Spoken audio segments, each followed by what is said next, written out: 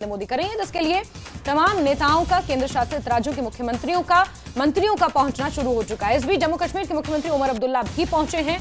हिमाचल प्रदेश के मुख्यमंत्री सुखविंदर सिंह सुक्खू भी पहुंचे हुए हैं। इसके अलावा केंद्रीय मंत्री और नीति आयोग के उपाध्यक्ष, सदस्य, सीईओ भी इसमें शामिल होंगे। नीति आयोग के मुताबिक इस साल बैठक की थीम विकसित भारत के लिए विकसित राज्य है। बैठक में भारत को 2047 तक विकसित बनाने के लिए राज्यों की भूमिका पर जोर दिया जाएगा। केंद्र और राज्य सरकारों के बीच बेहतर समन्वय को लेकर भी चर्चा होगी। केंद्र सरकार राज्यों और केंद्र शासित प्रदेशों को देश के सामने मौजूद विकास से जुड़ी चुनौतियों के बारे में भी अवगत कराएंगे। बैठक में उद्यमिता, कौशल, देश भर में स्थायी रोजगार के अवसर बढ़ाने के उपायों पर भी चर्चा होगी। और आपको बता दें कि नीति आयोग को बने हुए 10 साल आज पूरे हो रहे हैं और 2015 में नीति आयोग की योजना आयोग को बदलकर नीति आयोग की स्थापना की गई थी। और ये तस्वीरें देख रहे हैं आप, जहां भारत मंडपम में मुख्यमंत्रियों का, केंद्र शासित राज्यों के जो मुख्यमंत्री हैं, जिसमें उमर अब्दुल्ला भी पहुंचे, तो भारत मंडपम के बाहर की तस्वीरें दिखा रहे हैं। और बैठक से पहले सीएम सुक्खू ने कहा कि राज्यों से जुड़े मुद्दों को रखेंगे। पावर प्रोजेक्ट के मामले पर भी प्रधानमंत्री के सामने अपनी बात रखेंगे। हिमाचल प्रदेश में भी कई पावर प्रोजेक्ट्स हैं, जिसको लेकर तनातनी अगर देखा जाए तो पंजाब, हरियाणा, हिमाचल के बीच छिड़ी हुई है। ऐसे में पावर प्रोजेक्ट्स का मुद्दा अहम रहने वाला है। और मुख्यमंत्री सुखविंदर सिंह सुक्खू भी भारत मंडपम पहुंच चुके हैं। 10 बजे ये बैठक शुरू होनी है। प्रधानमंत्री नरेंद्र मोदी इस बैठक की अध्यक्षता करेंगे और अब से कुछ ही देर बाद ये बैठक शुरू होगी। मुख्यमंत्री उमर अब्दुल्ला भी इस बैठक में शामिल होने के लिए पहुंचे हुए हैं। और आपको बता दें कि नीति आयोग के 10 साल पूरे हो गए हैं और 10th गवर्निंग काउंसिल की आज नीति आयोग की बैठक है। National institution for transforming India NITI Aayog की फुल फॉर्म होती है और नीति आयोग को योजना आयोग की जगह स्थापित किया गया था। 2015 में इसकी स्थापना हुई थी। ये एक थिंक टैंक के तौर पर काम करता है।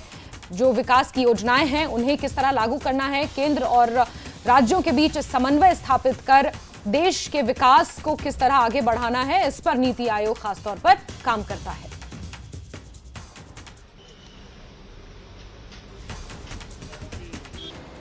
देखिए, प्रधानमंत्री जी से नीति आयोग की बैठक के बाद मेरी मुलाकात हुई है। नीति आयोग में तो जो प्रदेश के विषय होते हैं, राज्य से संबंधित विषय होते हैं, उनको हम उनके पास रखेंगे। मेरा मुख्य मुद्दा जो होगा, जो हिमाचल प्रदेश में पावर प्रोजेक्ट लगे हैं, NHPC, NTPC, SJVNL, वो पावर प्रोजेक्ट अगर अपने पूरी तरह कर्ज मुक्त हो गए हैं तो जो 12% फ्री रॉयल्टी कंज्यूमर से पास थ्रू के द्वारा ली जाती है, उस फ्री रॉयल्टी को बढ़ाया जाए। इसके अलावा वो प्रोजेक्ट हिमाचल की जनता को वापस मिलना चाहिए, उसकी समय सीमा तय की जाए। जैसे कि प्राइवेट जो प्लेयर्स है जो हिमाचल में 40 साल बाद वापस कर देते हैं, उस तरह ये जो PSU है उनके प्रोजेक्ट भी हिमाचल की जनता को वापस होने चाहिए। BBMB में 11 साल से सुप्रीम कोर्ट ने अवार्ड दिया है, वो अवार्ड जो है अभी तक उसका फैसला नहीं हो पाया, उसके लिए हम आगे बात करेंगे। धन्यवाद। लगातार केंद्रीय मंत्रियों से मुलाकात करें।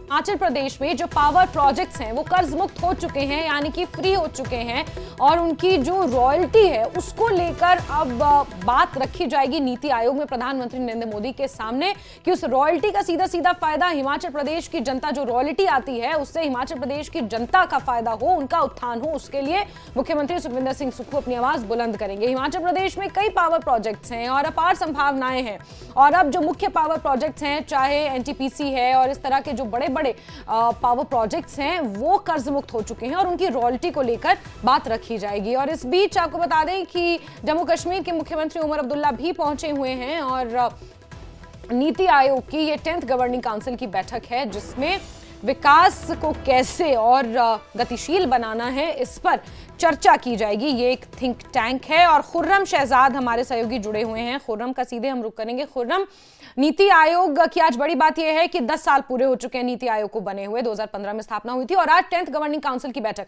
कितनी महत्वपूर्ण इस बैठक को माना जाए और क्या कुछ अहम हम एक्सपेक्ट कर सकते हैं इस बैठक से?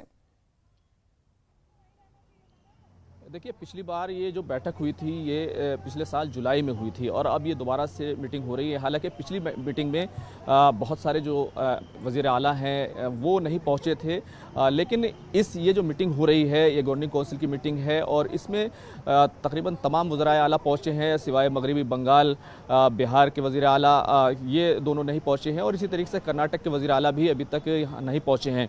लेकिन अगर इस पूरी मीटिंग को देखें तो जो बड़ा चैलेंज है, जो इक़्तिसादियात और मईशत का चैलेंज है, जो अर्थव्यवस्था का चैलेंज है, जिस तरीके से अमेरिका की तरफ से जिस तरीके से सब पर एक तरीके से जो टैक्स लगाया गया और टैरिफ लगाया गया, उसको लेकर के जो अर्थव्यवस्था में एक शॉक लगा है, तो उसके बाद एक चैलेंज खड़ा हुआ है और IMF की तरफ से भी भारत का जो विकास दर है उसमें थोड़ी सी कमी बताई गई है। तो वो तो चैलेंज अपनी जगह है, लेकिन अगर आप इसकी थीम को देखें तो भारत ने जिस तरीके से 2047 तक एक निशाना तय किया है कि विकसित भारत बने, लेकिन विकसित भारत का निशाना जो तय होगा वो बगैर रियासतों के नहीं हो सकता। जब तक रियासतें तरक्की नहीं करेंगी, उनमें डेवलपमेंट नहीं होगा, तब तक ये मुमकिन नहीं है। तो आज रियासतों के वज़राए आला ना सिर्फ जो उनको इमदाद मिलती है, जो अनुदान मिलता है, ख़ासतौर से जम्मू कश्मीर की अगर बात करें तो पूरा का पूरा अनुदान जो है वो केंद्र के हाथ में है, क्योंकि वहाँ पर यूनियन टेरिटरी है। तो ऐसे में अभी जो हालात वहाँ पर हैं, जिस तरीके से बॉर्डर में जिस तरीके का नुकसान हुआ है, तो उमर अब्दुल्ला वाज़े तौर पर एक मांग कर सकते हैं कि अनुदान को बढ़ाया जाए और कई ऐसे प्रोजेक्ट की मांग कर सकते हैं जो जम्मू कश्मीर के लिए ज़रूरी हैं। लेकिन अगर पूरे मुल्क की मईशत और इक़्तिसादियात के हवाले से देखें तो 30 अरब डॉलर की जो हमने एक निशाना तय किया है कि उसकी मईशत हमें बनना है, उसकी अर्थव्यवस्था बनना है, तो उसके सिलसिले में राज्य क्या कर रहे हैं, किस तरीके से उन्होंने इन्वेस्टर को अपनी तरफ लाने के लिए इक़दामात किए हैं। इस बार की नीति आयोग की बैठक की थीम विकसित भारत के लिए विकसित राज्य रखी गई है। 2047 तक जो हमारा मिशन है उसे हासिल करने में राज्य किस तरह से योगदान दे सकते हैं, इसको लेकर मुख्यतः चर्चा होगी। जिस तरह के चैलेंजेस आपने बताया, चाहे वो हिमाचल प्रदेश में पावर प्रोजेक्ट्स को लेकर मुख्यमंत्री का बात रखना हो या फिर जम्मू कश्मीर में जो हालिया दिनों में स्थिति बनी है, वापस पटरी पर जीवन आए और इकोनॉमी वापस पटरी पर आए, उसको लेकर क्या चैलेंजेस हैं, ये संभवतः मुख्यमंत्री उमर अब्दुल्ला द्वारा रखे जाएंगे। खुरम नजर बना के रखे, बहुत शुक्रिया जुड़ने के लिए। तो आपको एजेंडा भी बता रहे हैं। नीति आयोग की आज की बैठक का एजेंडा क्या है? मैन्युफैक्चरिंग और सर्विस को बढ़ावा देना है। महानगरों के अलावा छोटे शहरों पर फोकस किया जाएगा। इसको लेकर कैसे राज्य आगे बढ़ सकते हैं, इस पर चर्चा होनी है। राज्य सरकारों की क्या मांगे हैं, इस पर भी चर्चा होगी। दरअसल नीति आयोग एक थिंक टैंक है जो पॉलिसीज लागू होती है धरातल पर, उन पॉलिसीज का क्रियान्वयन कैसे हो रहा है इस पर विचार करता है। बेसिकली रिसर्च करता है कि हमारे समाज में, हमारे देश को आगे बढ़ाने के लिए, विकास को आगे बढ़ाने के लिए किस पॉलिसी को किस तरह से लागू किया जा सकता है, शिक्षा के क्षेत्र में, स्वास्थ्य के क्षेत्र में, इसके अलावा उद्योग के क्षेत्र में उद्यमिता को कैसे बढ़ावा दिया जा सकता है। वो तमाम सेक्टर्स हैं, कोई भी ऐसा सेक्टर नहीं है जो नीति आयोग छूता नहीं है। और नीति आयोग की हर साल इसी तरह की बैठक होती है जून जुलाई के महीनों में, और इस बार ये बैठक हो रही है जिसमें प्रधानमंत्री नरेंद्र मोदी अध्यक्षता कर रहे हैं और 10 बजे ये बैठक औपचारिक तौर पर शुरू होगी। भारत मंडपम में ये बैठक शुरू होनी है और कई राज्यों के वजीर आला यहां पर पहुंचना शुरू हो चुके हैं। इसके अलावा केंद्र शासित राज्यों के साथ ही साथ CEO और कई उपाध्यक्ष भी इसमें शामिल होंगे, शिरकत करेंगे।